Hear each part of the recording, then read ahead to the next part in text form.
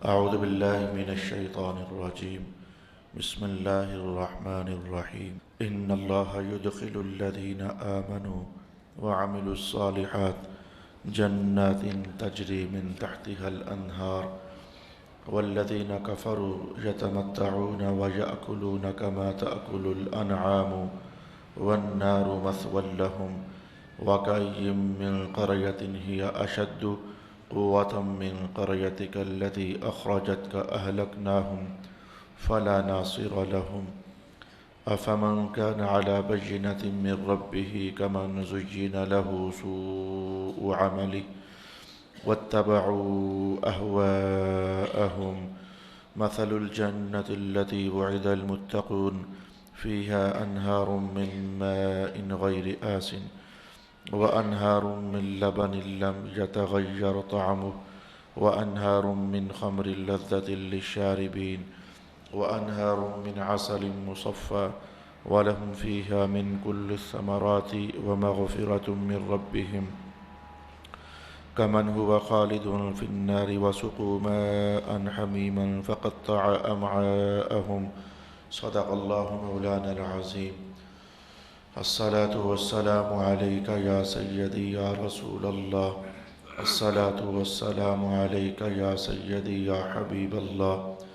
الصلاة والسلام عليك يا سيدي يا شفيع المذنبين وعلى آلك وأصحابك يا سيدي يا رحمة للعالمين.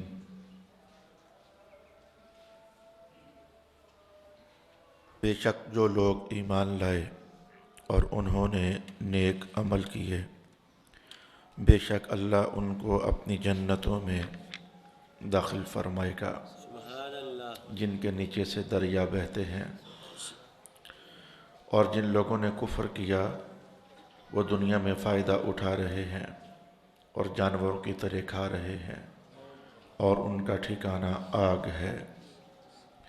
اور کتنی ہی بستیاں آپ کی اس بستی سے زیادہ قوت والی تھیں جس کے باشندوں نے آپ کو وہاں سے نکالا، تو جب ہم نے ان کو ہلاک کر دیا تو ان کا کوئی مددگار نہ تھا۔ تو کیا جو شخص اپنے رب کی طرف سے دلیل پر قائم ہو وہ اس شخص کی طرح ہو سکتا ہے جس کے برے عمل کو اس کے لیے مزین کر دیا گیا ہے اور انہوں نے اپنی نفسیاتی خواہشوں کی پیروی کی؟ جس جنت کا متقین سے وعدہ کیا گیا ہے اس میں ایسے دریا ہیں جن کا پانی متغیر نہیں ہوتا، اور اس میں ایسے دودھ کے دریا ہیں جن کا ذائقہ متغیر نہیں ہوتا، اور اس میں ایسی شراب کے دریا ہیں جو پینے والوں کے لیے خوش ذائقہ ہیں، اور اس میں صاف ستھرے شہد کے دریا ہیں، اور اس میں ہر قسم کے پھل ہیں، اور ان کے رب کی مغفرت ہے۔ کیا یہ متقین ان لوگوں کی طرح ہو سکتے ہیں جو ہمیشہ آگ میں رہیں گے اور جن کو ایسا کھولتا ہوا پانی پلایا جائے گا جو ان کی آنتوں کے ٹکڑے ٹکڑے کر دے گا؟ صدق اللہ مولانا العظیم۔ اللہ رب العالمین نے ارشاد فرمایا کہ جو لوگ ایمان والے ہیں اور عمل صالح کرنے والے ہیں، اللہ پاک انہیں جنتوں میں داخل کرے گا جن کے نیچے دریا جاری ہیں۔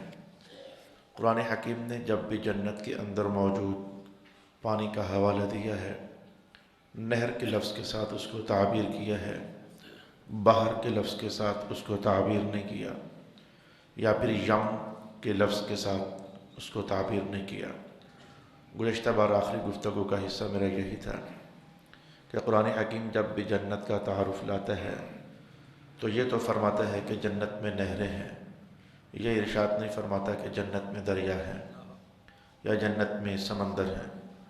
البتہ ترجمہ کرنے والے بزرگ وہ ترجمہ کر دیتے ہیں کہ نہر، دریا، حالانکہ نہر کے لیے لفظ نہر استعمال ہوتا ہے، دریا کے لیے 20ویں سپارے میں رب کائنات نے یم کا لفظ استعمال کیا ہے، اور باہر تو لَنَفِدَ الْبَحْرُ قَبْلَ أَن تَنْفَدَ كَلِمَاتُ اللَّهِ، باہر تو ویسے ہی باہر ہے، سمندر ہے۔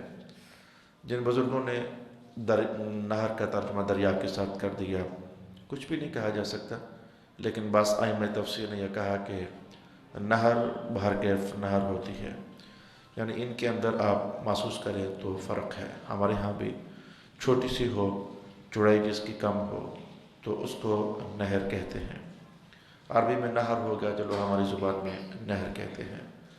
بہت بڑا ہو تو اس کو دریا کہتے ہیں، جس کے دونوں کنارے کم از کم احساس میں اترتے ہو، اور اگر مخالف جہت سے کنارہ نظر ہی نہ آئے، ایک کنارے پر تو بندہ کھڑا ہو لیکن دوسرا کنارہ آنکھ میں نہ آئے، اس کنارے کو، اس طرح کے پانی کو عربی زبان میں سمندر اور بحر کے لفظ کے ساتھ تعبیر کیا جاتا ہے۔ آئیے میں اس کی حکمت جو اللہ نے مجھے پڑھنا نصیب فرمائی ہے عرض کرنا چاہوں گا کہ جنت میں دریا نہیں، بحر بھی نہیں، بلکہ نہروں کا حوالہ کیوں ہمیشہ قرآن حکیم سامنے لاتا ہے؟ تو ذرا گزشتہ کسی زمانے میں، بلکہ مختلف زمانوں میں پڑھی ہوئی اور جانی ہوئی تفاصیل ذہن میں لائیے۔ میں نے کہا نہیں تھا کہ قرآن حکیم انسانی مزاج کو خوب جانتا ہے، انسانی فطرت کو خوب جانتا ہے، انسانی دلچسپیاں جن چیزوں میں ہوتی ہیں قرآن ان دلچسپیوں کے حوالے قائم کرتا ہے۔ انسانی علم اور انسانی آگاہی کے جو دائرہ کار ہوتے ہیں، قرآن حکیم ہمیشہ اس کے قریب قریب رہ کر بات کرتا ہے۔ کبھی بھی قرآن ایسی بات بطور دلچسپی کے انسانی نظر میں نہیں لاتا ہے یا قاری قرآن کی نظر میں جس کو بندہ جانتا ہی نہ ہو۔ اگر ہے بھی تو میرے علم میں اس وقت نہیں ہے کہ قرآن پاک نے کوئی ایسا حوالہ دیا ہو جو بندے کو عام طور پر اس کے نالج میں کہیں بھی اس کی آگاہی کی کوئی کرن موجود نہ ہو، خیال نہیں گزرتا ہے۔ تو انسان سیر سپاٹے کے لیے جب جاتے ہیں یا سیر گاہیں بناتے ہیں تو آپ جانتے ہیں کہ وہاں چھوٹے چشمے ٹائپ چیز بھلے نیچے موٹر لگا کر یہ تو بنائے جاتے ہیں، نہریں چھوٹی چھوٹی جن میں چھوٹے سائز کی کشتیاں چل سکیں، یا کشتیاں نہیں تو بطخ اس میں تیر سکے، اتنے چھوٹے چھوٹے پانیوں کے ذخیرے بناتے ہیں، مصنوعی طور پر ان کو جاری بھی کر دیا جاتا ہے۔ لیکن کبھی آپ نے کسی تفریح گاہ میں دریا کو گزارنے کا اہتمام نہیں دیکھا ہوگا۔ بہر کیف دریا ایک خوف کی نشانی سمجھا جاتا ہے۔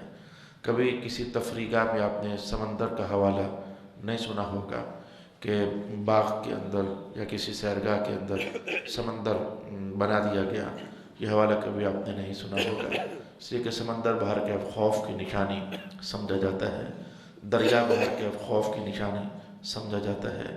انسان زیادہ خوش رہتا ہے چھوٹی نہر ہو جس میں اس کا اترنا نکلنا آسان ہو، ڈوب نہ سکے۔ یہ چیز انسان نے دیکھی ہوئی ہے، زندگی بھر دیکھی ہوئی ہے۔ تو اس انسانی فطرت کا خیال رکھتے ہوئے مولا کائنات نے جنت میں جو حوالے قائم کیے ہیں وہ دریاؤں کے نہیں ہیں، وہ سمندروں کے نہیں ہیں، بلکہ نہروں کے ہیں۔ تو ارشاد گرامی ہوا کہ ان اللہ یدخل الذین آمنوا وعملوا الصالحات جنات تجری من تحتها الانہار۔ ایک چیز تو مجھے آپ کی خدمت میں یہ کہنی تھی۔ دوسری چیز آج لگے ہاتھوں میں آپ کی گوشہ گزار کرنا چاہوں گا۔ جب بھی قرآن حکیم جنت میں نہر کا حوالہ دیتا ہے تو آپ اکثر پائیں گے کہ جمع کے صیغے کے ساتھ قرآن اس کو تعبیر کرتا ہے۔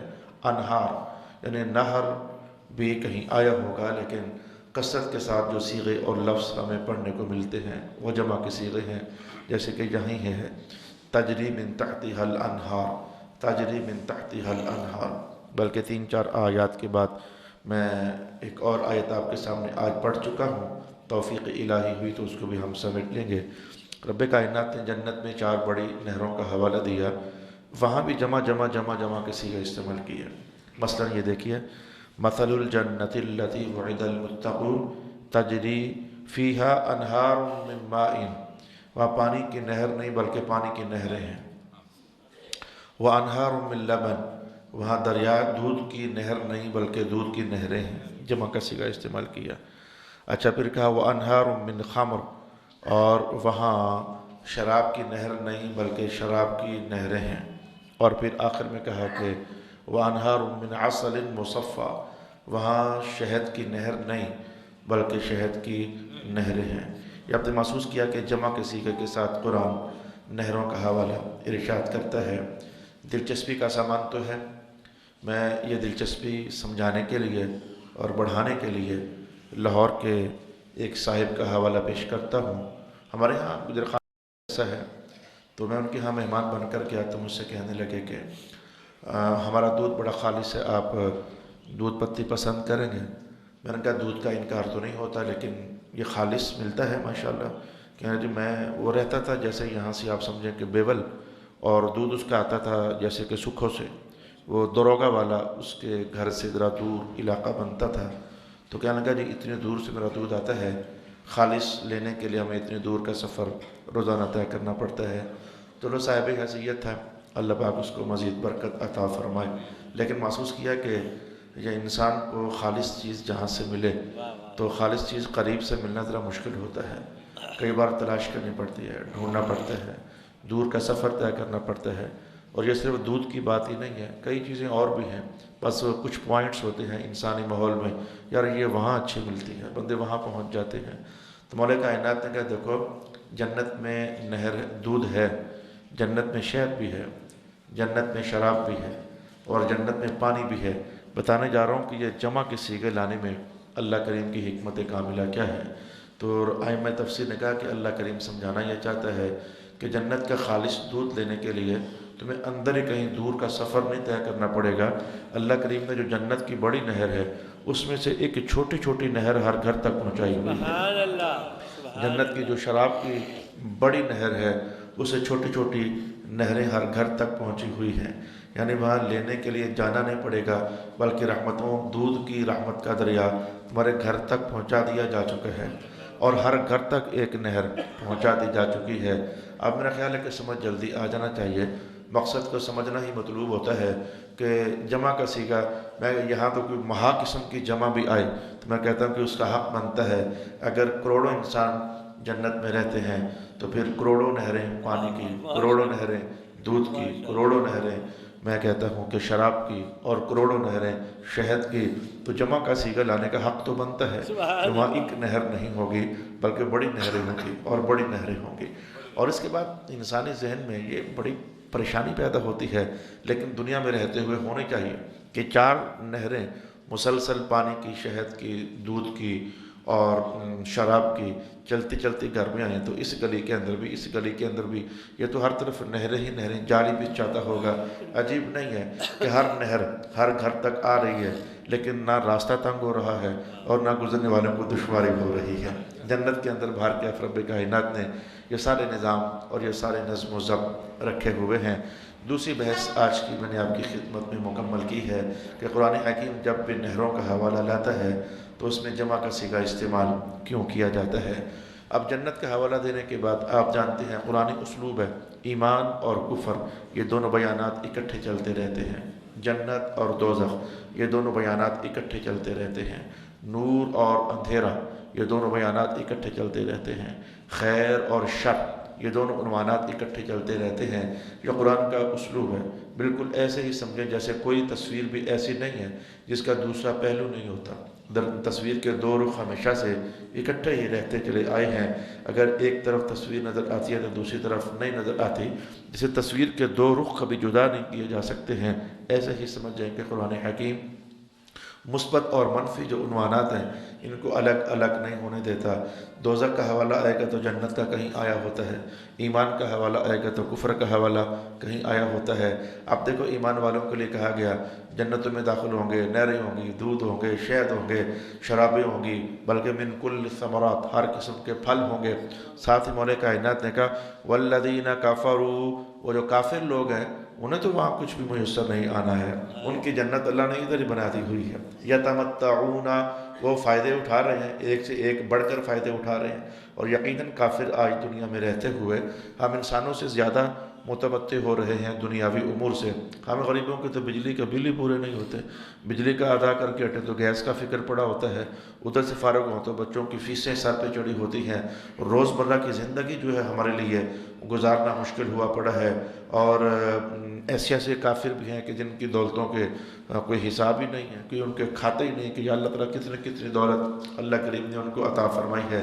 لیکن مولا کائنات نے جو لفظ استعمال کیا ہے، جو اس لفظ میں خوبصورتی ہے، جو اس لفظ لفظ میں حسن ہے، جو اس لفظ کے اندر معنویت ہے، وہ معنویت میں چاہتا ہوں کہ آج ہم سیکھنے کا اہتمام کریں۔ رب کریم نے کہا والذین کفروا یتمتعون، یہ یتمتعون جو ہے میرے پیارے بھائی، یتمتعون میں نے کسی زمانے میں آپ کو 21ویں سپارے میں گزرتے ہوئے بتایا تھا، یہ متاع سے بنا ہے، اور متاع ڈسپوزیبل چیزوں کو کہا جاتا ہے۔ آج میں نے کم وقت کے اندر ایک ہی لفظ کہتے ہوئے آپ کو سمجھا دیا۔ ڈسپوزیبل چیزوں کو کہا جاتا ہے جو کھا کر ادھر ہی پھینک کر برتن شرتن پھر ہم نے آگے نکل جانا ہوتا ہے۔ مولا کائنات نے کہا یتمتعون، ان کے پاس جو کچھ بھی ہے ڈسپوزیبل ہے، چند دن کھا پی لیں، سارا کچھ چھوڑ کر تو ان کو ہم نے اپنے پاس بلا لینا ہے۔ اور پھر ان کے کھانے کا جو نقشہ کھینچا، اللہ کی نعمتوں کو استعمال کرنے کا جو نقشہ قرآن نے کھینچا ہے، وہ الفاظ یہ ہیں وَيَأْكُلُونَ كَمَا تَأْكُلُ الْأَنْعَامُ وَالنَّارُ مَثْوًى لَهُمْ۔ اب یہاں مجھے رکنا بھی ہے، کافروں کی ایک غلط حرکت بیان میں لائی جا رہی ہے، کافروں کی ایک غلط خصلت ہے جو عنوان قرآن بنی ہوئی ہے، اور جب بھی یہودیوں کی، عیسائیوں کی، منافقوں کی، کافروں کی، بد مذہبوں کی، شریر لوگوں کی خصلتیں بیان میں لائی جاتی ہیں تو ہمیں رک کر کے دیکھنا ہوتا ہے، فوراً اپنے وجود کے آئینے میں جھانکنا ہوتا ہے کہ کافروں کی کوئی غلط تصویر ہماری زندگی میں تو داخل نہیں ہو رہی ہے، ہمیں دیکھنا ہوتا ہے۔ تو آئیے ذرا دیکھتے ہیں، سوچتے ہیں، غور و فکر کرتے ہیں، ٹٹولتے ہیں، اپنے آپ کو کھنگالتے ہیں جھاڑو پکڑ کر کے، تو اپنے من کی دنیا میں جھاڑو لگانے کی کوشش کرتے ہیں۔ مولا کائنات نے کہا یہ جو کافر ہیں یہ تو ایسے کھاتے ہیں جیسے جانور کھاتے ہیں، یأکلون کما تأکل الانعام، یہ کافر جو ہے یہ جانوروں کی طرح کھاتے ہیں۔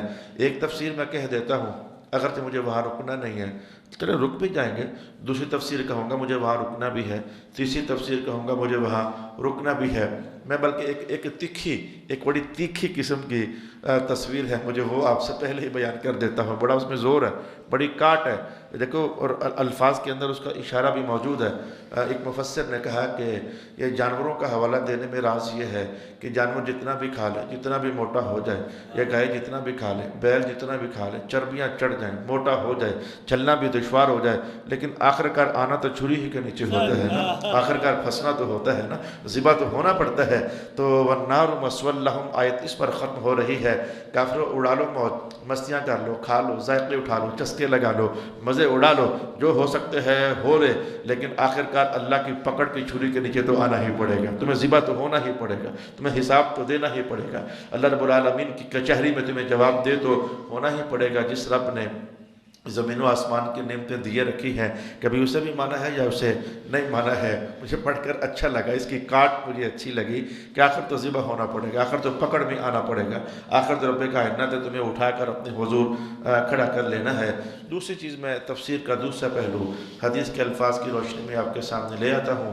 رسول پاک علیہ السلام کی بارگاہ میں ایک شخص کافر آیا تو اس نے کچھ کھانے پینے کی حاجت حضور کے سامنے رکھی، تو رسول پاک علیہ السلام نے بکری کا دودھ دھو کر تو اس کو پلانے کا حکم دیا، وہ بکری کا دودھ پی گیا، اس نے کہا بھوک باقی ہے، حضور نے کہا ایک اور بکری کا دودھ دھو لیا جائے، وہ پلا دیا گیا، اس نے کہا طلب اب بھی باقی ہے، حضور رحمت عالم علیہ السلام نے 7 مرتبہ دودھ اس کو پلایا، اور پھر وہی بندہ اللہ کا کرنا ایسا ہوا مسلمان ہو گیا۔ تو کسی اور زمانے میں بارگاہ اور رسالت پناہ میں حاضر ہوا تو کچھ طلب کیا، تو رسول پاک علیہ السلام نے کہا بکری کا دودھ دھو کر کے تو پلا دیا جائے، آج ایک ہی بکری کا دودھ پیا، تو کہا حضور میرا پیٹ بھر گیا ہے، مجھے اور کی ضرورت نہیں رہی ہے۔ اب سمجھنا چاہیے کہ اس موقع پر پھر رسول پاک علیہ السلام نے ارشاد فرمایا کہ کافر ساتوں کی ساتوں آنتیں بھر کر کھاتا ہے، لیکن جس وجود میں ایمان آ جاتا ہے وہ ایک آنت بھی اس کی بھر جائے تو اللہ اس کو قناعت عطا فرما دیتا ہے۔ ایمان والوں کو تو حضور نے یہ تعلیم ہی نہیں دی ہے، یہ تربیت ہی نہیں دی ہے کہ وہ ساتوں کی ساتوں آنتیں بھر کر کھائے۔ حضور تو چلو یوں ارشاد فرماتے ہوتے تھے بس 3 حصے کر لو، ایک حصے میں ہوا کے آنے جانے کے لیے، سانس کے آنے جانے کے لیے گنجائش رکھو، دوسرے حصے میں چلو پانی کی گنجائش رکھ لو، اور تیسرے حصے میں جو تم کھانا ڈال سکتے ہو۔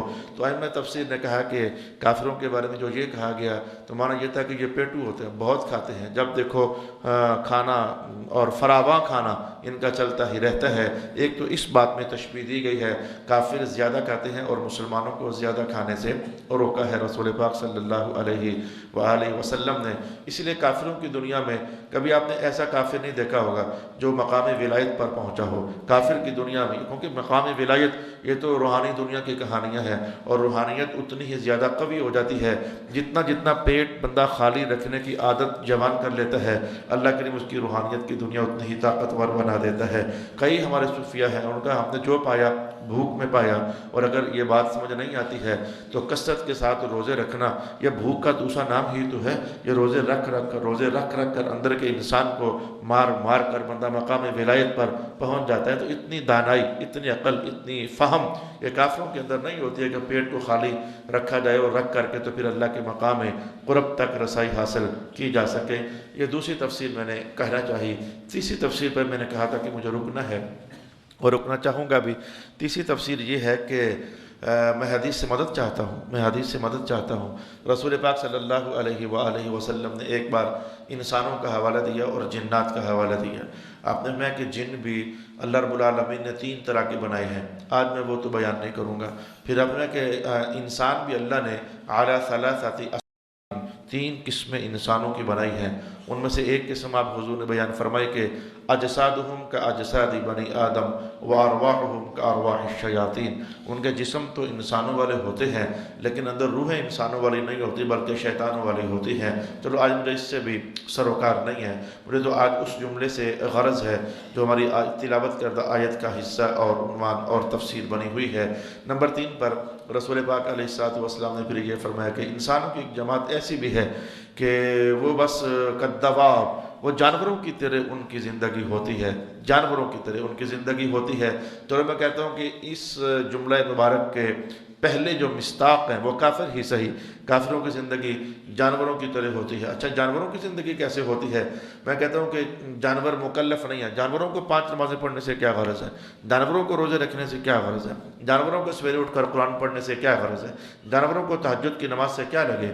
جانوروں کو میں کہتا ہوں کہ جیسے بندہ بندے کا درد بٹاتا ہے، اس کی مدد کرتا ہے، تو جانوروں کو اس سے کیا لگے؟ وہ تو چھینا چھپٹی کر کے، حضور رحمت عالم نے فرمایا نہیں تھا کہ دنیا ساری کی ساری مردار ہے، اور جو اس کے طالب ہو جاتے ہیں دل و جان سے وہ اس کے کتے ہوتے ہیں۔ تو کتوں کو کبھی بوٹیاں نوچتے نہیں دیکھا ہے، ایک دوسرے کے منہ سے چھینتے نہیں دیکھا ہے، وہ تو دوسرے کے منہ سے نوالا بھی نکال کر کے تو لے جاتے ہیں۔ انہیں اپنا پیٹ بھرنے سے غرض ہوتی ہے کہ میرا پیٹ کیسے بھر سکتا ہے۔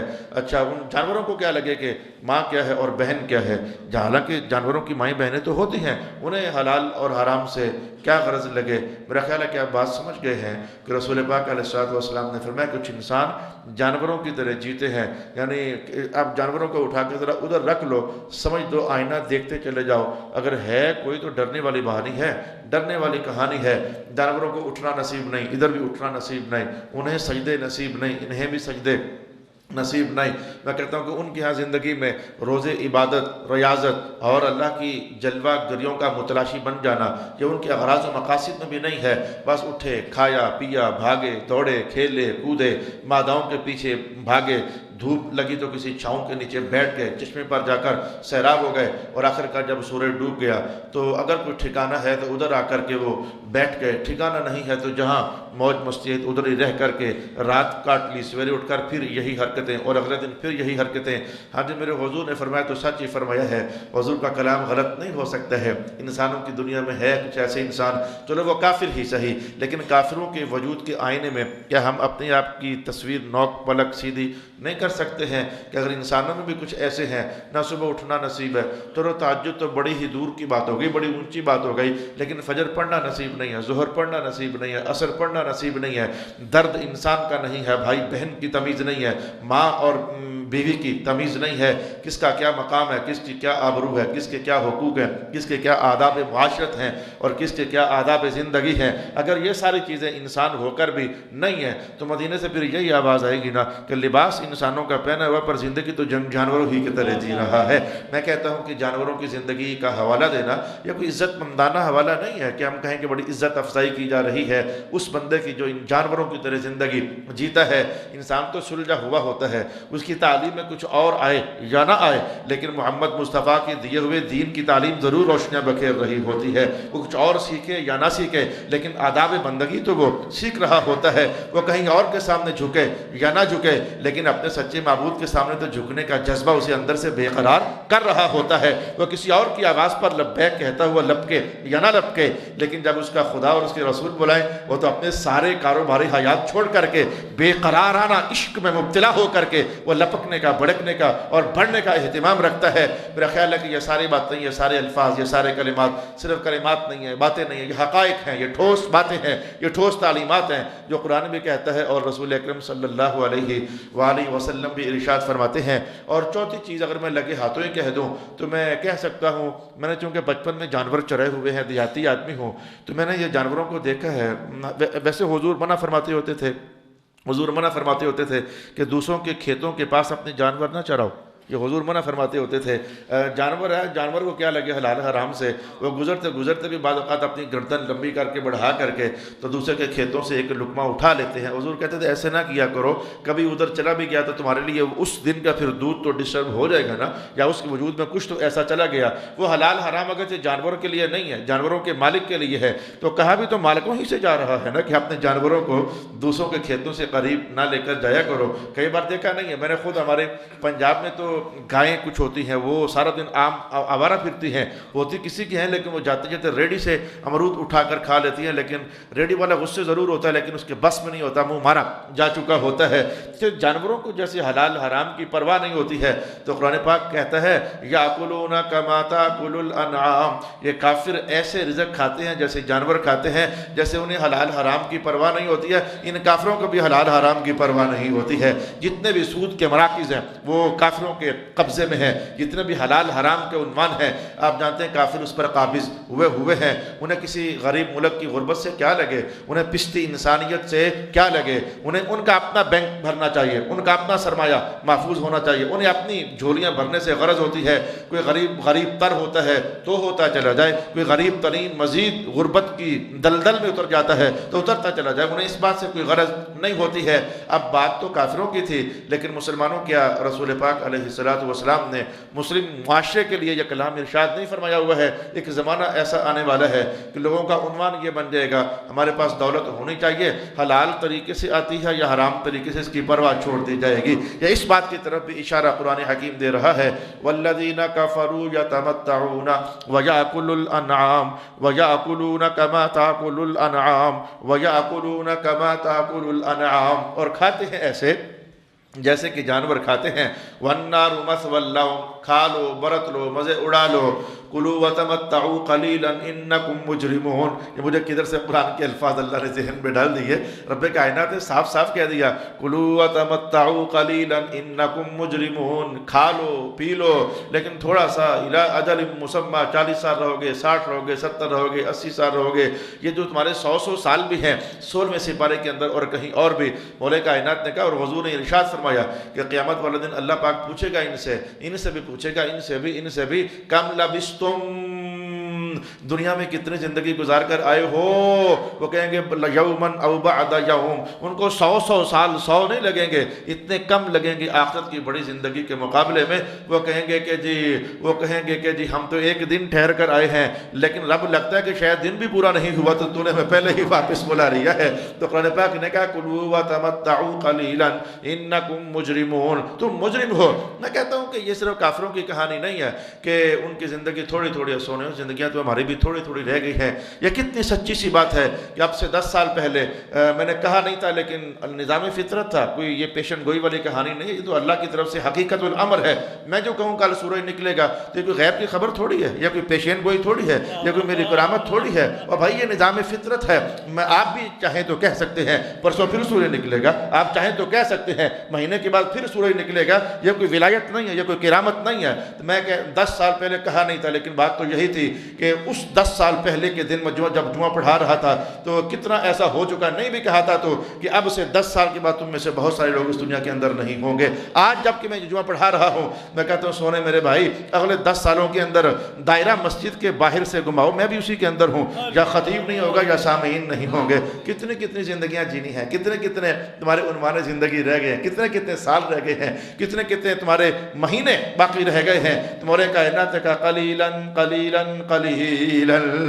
ایک دن رسول پاک علیہ السلام نے ایک جملہ ارشاد فرمایا، حضور یہ فرما سکتے تھے، ہم نہیں فرما سکتے، کہہ سکتے، حضور کا حق بنتا ہے کہ یار بڑی سے بڑی بات کہہ دیں، حضور کے کلام میں صداقت کے نور کے سوا اور کیا ہو سکتا ہے۔ مسجد نبوی میں تشریف فرما ہے تو رسول اکرم علیہ السلام نے اپنی شان وسعت سے جائزہ لیا اور جائزہ لے کر کہا کہ آج اس روئے زمین پر جتنے بندے موجود ہیں 100 سال کے بعد ان میں سے ایک بھی باقی نہیں رہنے والا ہے۔ اللہ اکبر اللہ اکبر اللہ اکبر۔ آج جتنے موجود ہیں 100 سال کے بعد ایک بھی باقی رہنے والا نہیں ہے۔ یقین جانو جنازے پڑھنے جاتے ہیں تو آپ دیکھتے رہے میں منہ چھپا کر جلدی سے بھاگتا ہوں واپس، میں تو وہاں کھڑے ہو کر سلام بھی نہیں کرتا۔ ایک فکر لگی ہوتی ہے کہ یہ جو ٹائم یہاں گپے لگانے میں لگانا ہے، یہاں سے ٹائم بچاؤ، جا کر کوئی آخرت کا تھوڑا سا توشہ جمع کر لو، جاؤ واپس جا کر کے تو دو دانے آخرت کے اکٹھے کر لو۔ میں تو منہ چھپا کر بچا کر جھکا کر بس نکلنے کی کرتا ہوں کہ زندگی تھوڑی رہ گئی، ہاں اب ڈیگر بھی ختم ہو گئی ہے، اب تو سورج بھی لال ہو چکا ہے میرے سونے، اب تو سورج بھی لال ہو چکا ہے، اور لال ہونے کے بعد بس ابھی کے ابھی ڈوبا اور پھر ابھی کے ابھی ڈوبا، اور اس کے بعد زندگی کی شام ایک بار ہو گئی تو پھر دوبارہ تو یہ زندگی ہے ہی نہیں ہے۔ طلبیں رہیں گے تمہاری طرف سے، انسانوں کی طرف سے طلب ہوگی۔ قرآن پاک نے ایک بار بھی کہا، 2 بار بھی کہا، 3 بار بھی کہا، 7 بار بھی کہا ہے۔ پھر جو آ کر کہو گے مولا ایک بار بھیج دے، اب ہم صحیح گزار کر آئیں گے، پھر ادھر سے جواب یہی آنا ہے نہ یہ موقع ایک ہی بار تھا، یہ چاند سے ایک ہی بار تھا، یہ بار بار بھیجنے کا نظام ہے ہی نہیں ہے۔ اسی 70 سالوں کو یا انہی 60 سالوں کو انہی 50 سالوں کو بس چاہو تو میں نہیں کہتا کہ دوزخ کما لو، میں نہیں کہتا، ڈر لگتا ہے، اپنا ڈر لگتا ہے، میں کہتا ہوں چاہو تو جنت کما لو، چاہو تو بہشت کما لو، میں تو خیر کی بات ہی کروں گا، میں تو رحمت کی بات ہی کروں گا، چاہو تو رضامندی کما لو، چاہو تو خوشنودی کما لو، چاہو تو اپنے آپ کو اٹھا کر خود ہی پھر قہر مذلت میں جا گراؤ، یہ تمہارا اپنا بخت ہوگا، تمہارا اپنا مقدر ہوگا۔ دانا انسان ہے، خوش نصیب انسان ہے۔ رسول پاک علیہ السلام نے اللہ اکبر، میرے منہ سے دانا نکل گیا تو داناؤں کے سردار محمد مصطفیٰ یاد آ گئے۔ رسول پاک علیہ السلام نے کہا کہ دانا آدمی تو وہ ہے جو اپنا رہتا ہے۔ اللہ اکبر، عقیدت سے حدیث کے الفاظ یاد آ گئے، وہ جو کھیسے رکھے ہوتے ہیں تم نے جن میں تم تو پیسے ڈالتے ہو، لیکن حضور نے کہا دانا تو وہ ہے جو کھیسا بھرتا رہتا ہے، اور ساتھ ہی کہا اس کھیسے میں پیسے نہیں ڈالتا، اللہ کی رضا جیتنے والی کرنسیاں ڈالتا رہتا ہے، جسے اللہ کی رضا کمائی جا سکتی ہے، جسے اللہ کی خوشنودی کمائی جا سکتی ہے۔ اس بندے کو رسول پاک علیہ السلام نے کہا الکیس الکیس۔ وہ دیکھو ایک ہوتا کھیسے میں ڈالنا، میرے حضور نے کہا کھیسے میں نہیں، وہ بندہ خود ہی کھیسا بن جاتا ہے، الکیس، وہ بندہ خود ہی کھیسا بن جاتا ہے۔ اور ایسے ہی تو ہے، مال لے کر جیب میں ڈالا اور بندہ جب خود ہی اللہ کی رحمت کا تھیلا بن جائے، سبحان اللہ کہا تو رحمت اندر اتر گئی، تلاوت کر لی، رحمت اس تھیلے میں آ گئی، میں کہتا ہوں سجدہ دے لیا، رحمت اس تھیلے میں آ گئی، حضور نے خود اس بندے ہی کو تھیلا قرار دے دیا۔ الکیس من دان نفسہ وعمل لما بعد الموت، کتنا دانا ہے جس نے اپنے وجود کو اللہ کی رحمت کا کیسا بنا لیا ہوا ہے۔ او کما قال رسول اللہ صلی اللہ علیہ وآلہ وسلم۔ اچھا تلاوت کے الفاظ زیادہ ہو گئے، نہیں سمجھ آتی بعض اوقات کے کتنا میں بول سکوں گا، یہ اللہ کا نظام ہوتا ہے۔ اگلی بار کا عنوان ہے تو دلچسپ، شراب کی نہریں ہیں، دودھ کی نہریں ہیں، پانیوں کی نہریں ہیں، اور وہاں شہد کی نہریں ہیں، یہ عنوان ہے تو دلچسپ، ہمیں سیکھنا ہے، سوچنا ہے۔ میں بھی مزید کوشش کروں گا، جو 2 لفظ آج نصیب ہوئے ہیں ان کو بھی سنبھالوں گا، مزید کوئی دیکھوں گا، اللہ نے مجھے کوئی خیرات نصیب فرما دی تو اللہ تعالیٰ میرا اور آپ کا حامی و ناصر۔ وآخر دعوانا الحمدللہ رب